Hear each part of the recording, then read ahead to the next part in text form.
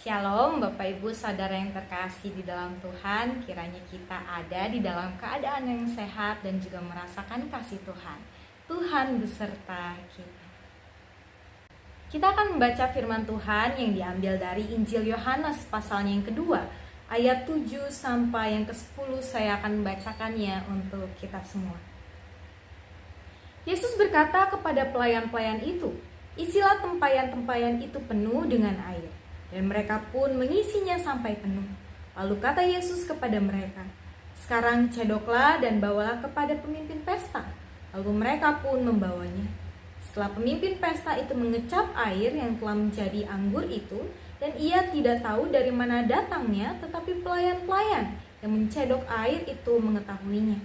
Ia memanggil mempelai laki-laki dan berkata kepadanya, "Setiap orang menghidangkan anggur yang baik dahulu, dan sesudah orang puas minum, barulah yang kurang baik. Akan tetapi engkau menyimpan anggur yang baik sampai sekarang." Bapak Ibu Saudara pasti masih ingat dengan kisah pernikahan di Kana, di mana di minggu yang lalu juga kisah ini menjadi perenungan kita. Dan di dalam kisah ini kita dapat melihat bagaimana Tuhan Yesus menyatakan mukjizatnya yang pertama dengan mengubah air menjadi anggur.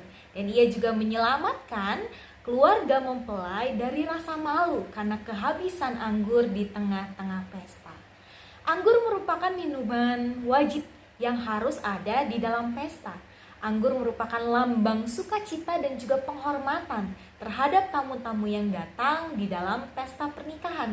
Sehingga jika anggur itu habis di tengah-tengah pesta, maka akan ada rasa malu dan juga aib yang ditanggung oleh keluarga mempelai kepada tamu-tamunya.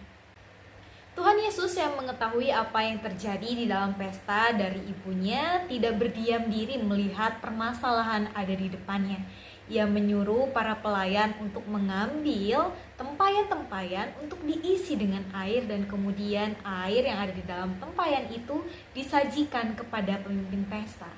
Ia mengubah apa yang kekurangan di dalam pesta itu, apa yang tidak ada di dalam pesta itu menjadi kelimpahan.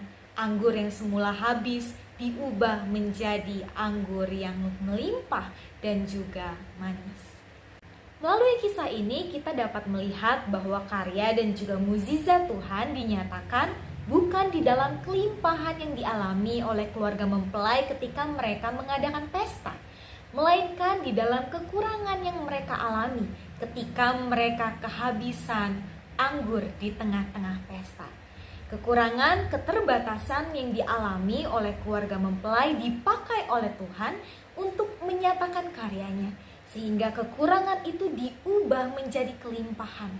Anggur yang habis, mereka yang kehabisan dan juga kekurangan anggur dipakai oleh Tuhan untuk menyatakan sukacita yang melimpah, anggur yang melimpah dengan karya dan mukjizatnya.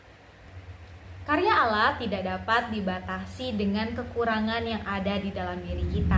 Apa yang menurut kita kurang, terbatas, bahkan yang tidak kita miliki dapat dipakai oleh Allah untuk menyatakan karya dan juga mukjizatnya di dalam kehidupan kita.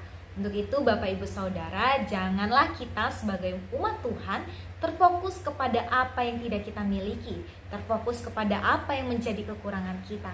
Karena apa yang kita anggap keterbatasan, kekurangan dapat dipakai oleh Tuhan untuk menyatakan karya bagi kemuliaan namanya. Tuhan menyertai dan juga memberkati kita semua. Amin.